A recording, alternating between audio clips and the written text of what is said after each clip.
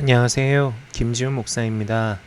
오늘은 웨스터민스터 소요리 문답 제12과 예수님의 낮아지심과 높아지심에 대해서 함께 나누고자 합니다. 이번 공과부터는 한 가지를 추가적으로 적용하고자 합니다. 성도의 삶에 고난이 없을 수 없지만 특별히 오늘날 교회에 닥친 큰 위협 중에 하나는 바로 신천지에 대한 위협이 아닌가 싶습니다. 신천지 교리는 매우 교활합니다. 많은 부분들을 비슷하게 만들어 놨습니다. 그래서 자세히 뜯어보지 않으면 이게 분별이 쉽지 않을 정도로 기성교회에서 사용하고 있는 수많은 단어들을 그대로 들여왔지만 뜻은 미묘하게 다르게 만들어서 결국은 신천지의 교리로 인도하도록 만들어가는 것입니다. 그렇지만 감사한 것은 오늘 공과를 비롯해서 요 몇 주간의 공과까지는 신천지에서 본격적으로 꼬기 시작하는 교리가 무엇인지 우리가 다룰 수 있는, 비교할 수 있는, 대조할 수 있는 그런 내용들입니다. 그래서 기존에 제가 나눠드렸던 요것에 대해서도 함께 가르쳐 주시지만 특별히 이단에 대해서 경계를 하시면서 신천지와 우리 교리가 어떻게 다른지도 분명하게 이야기를 해주시면 좋겠습니다. 신천지가 학생들에게도 많이 접근합니다. 특별히 수능을 마친 친구들에게 많이 접근을 합니다. 그래서 우리 친구들이 벌써부터 현혹받고 있는 친구들도 있을 것이고 신천지가 대상으로 삼아서 점령하려고 하는 그런 아이들도 있을 것입니다. 경계와 분별을 할 수 있도록 각 반의 선생님께서는 최선을 다해서 도와주시기 바랍니다. 먼저 그리스도의 낮아지심에 대해서 한번 살펴보겠습니다.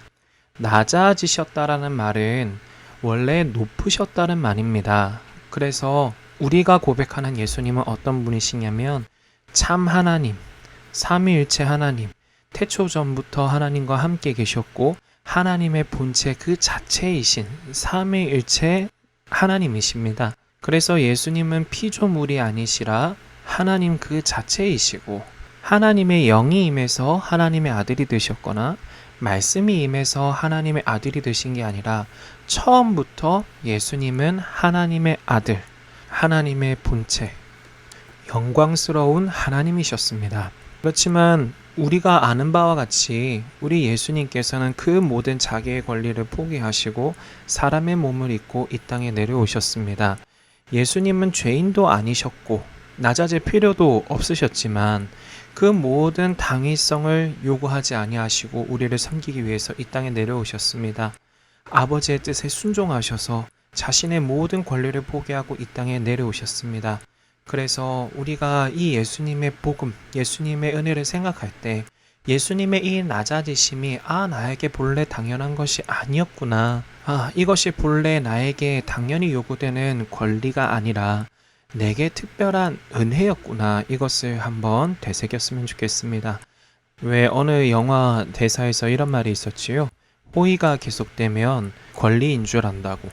이걸 패러디해서 누구는 호의가 계속되면 뭐 둘리인 줄 안다고 뭐 이렇게도 얘기를 하던데 제가 하고 싶은 말은 우리에게 주신 은혜가 우리가 익숙하다고 생각해서 이 모든 은혜를 당연하다라고 생각하지 않도록 우리가 그 은혜를 다시 한번 깨닫고 내 안에 그 감사와 사랑의 마음을 다시 한번 회복할 수 있는 그 시간이 되었으면 좋겠습니다.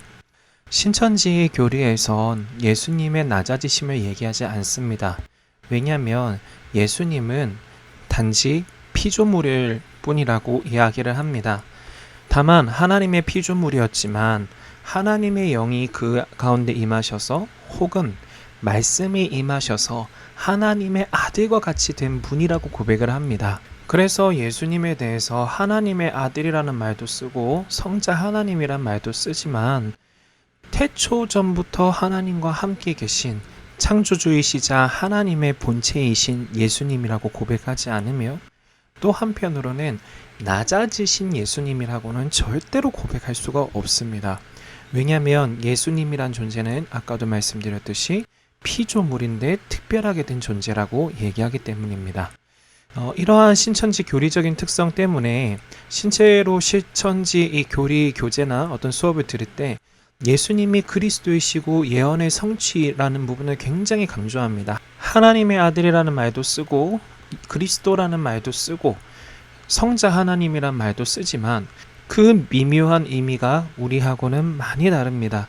그래서 우리가 분명하게 가르쳐야 될 것은 그리스도는 낮아지셨다입니다.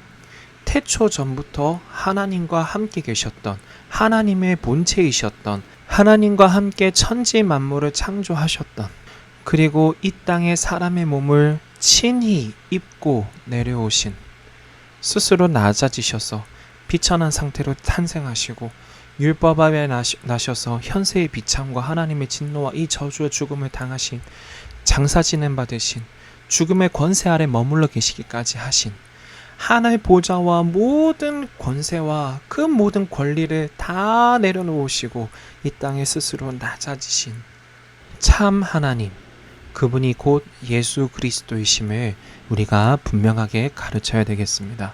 그래서 이 낮아지셨다라는 이 부분이 우리가 가진 진리와 이단 신천지의 다른 점입니다. 두 번째로 우리 예수님께서는 높아지셨습니다.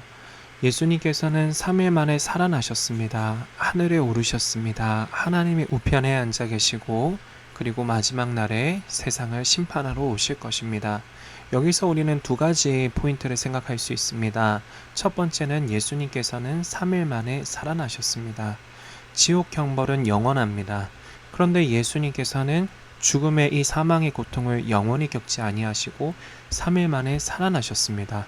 이것은 예수님께서 우리 죄를 대신 지셨지만 한편으로 예수님 그분 자체에는 죄가 없으시기 때문입니다. 지옥은 하나님의 의를 이루지 못한 자들, 다시 말해서 불순종하고 하나님의 창조 질서에 역행한 자들을 위해서 만들어진 심판의 장소입니다.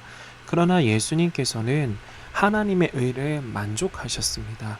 창조 질서를 세우신 그분 자체이시기 때문에 참 하나님 그 자체이시기 때문에 우리 예수님은 영원한 형벌에 매여 계실 수가 없으셨습니다. 이미 하나님의 의를 다 만족시키신 분이시기 때문입니다.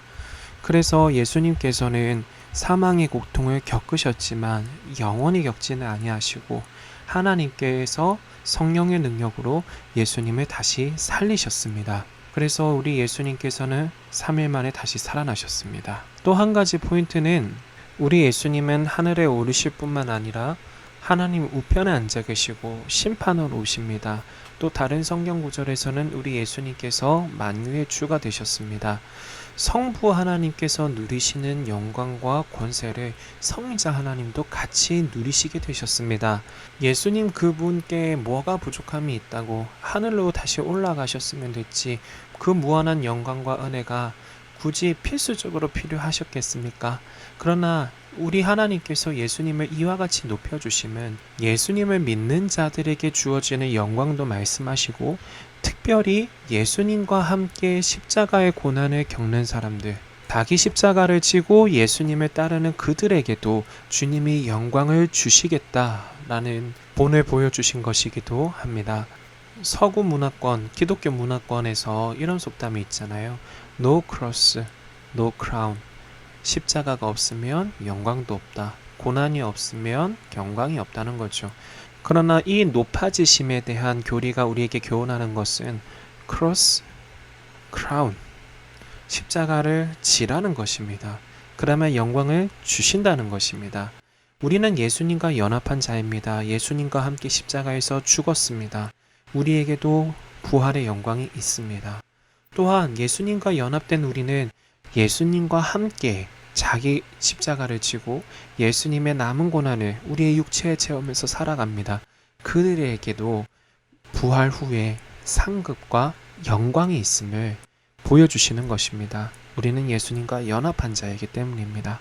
신천지는 삼위일체를 이렇게 표현을 합니다. 삼위일체라는 것은 영원 전부터 영원 후까지 존재하는 것이 아니라고 얘기를 합니다.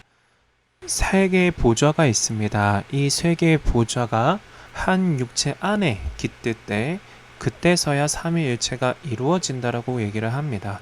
그러니 삼위일체로 하나님이 존재하실 수도 있고 안 하실 수도 있습니다. 신천지에서는 예수님을 낮아지심을 얘기하지 않지만 예수님의 높아지심은 얘기합니다. 예수님이 비록 피조물이지만 하나님의 아들같이 되셨고 보좌에 앉으신 분이시기 때문에 하늘에 오르셨고 우편에 앉아 계시고 심판하러 오신다. 이것은 신천지들도 믿고 있습니다. 그렇지만 이 삼위일체 교리에 대해서 우리가 많이 다루고 특별히 예수님의 낮아지심을 얘기하지 않기 때문에 이 신천지의 교리와 우리 교리는 100% 다릅니다. 피조물이 죄를 짓지 않을 수 있을까요? 사람도 죄를 지었지만 천사도 죄를 지었습니다. 그게 마귀입니다. 그게 뱀입니다. 천사들조차도 영원히 온전할 수 없는 존재입니다. 그렇기 때문에 삼위일체 하나님께서 우리에게 영원하고도 확실한 약속을 주시기 위해서 자신의 본체를 이 땅에 보내주신 것입니다. 그래서 신천지식의 삼위일체를 따르게 되면은 불완전한 속죄가 될 수밖에 없습니다. 네, 그래서 이렇게 예수님의 낮아지심에 대해서 우리에게 주신 은혜를 다시 한번 살펴보고 다시 한번 그 은혜와 사랑을 회복하는 시간이 되었으면 좋겠고, 이 높아지심을 보고 천국에서 상급 주실 그것을 우리가 기대하면서 우리에게 주신 십자가 계속해서 지고 나갈 수 있도록 독려해 주시기 바라며, 특별히 신천지에 대해서 경계하는 이야기들 계속 이야기해 주시고, 왜 신천지의 교리가 우리 교리와 어떻게 다른지, 왜 그것이 이단일 수밖에 없는지를 설명해 주시면 감사하겠습니다. 특별히 반에서 기도해 주실 때 이 기도를 포함시켜 주시기 바랍니다. 우리를 시험에 들게 하지 마시고 다만 악에서 구하여 달라고.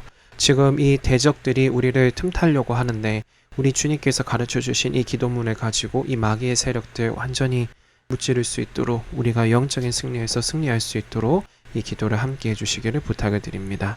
오늘 공과는 여기까지입니다. 감사합니다.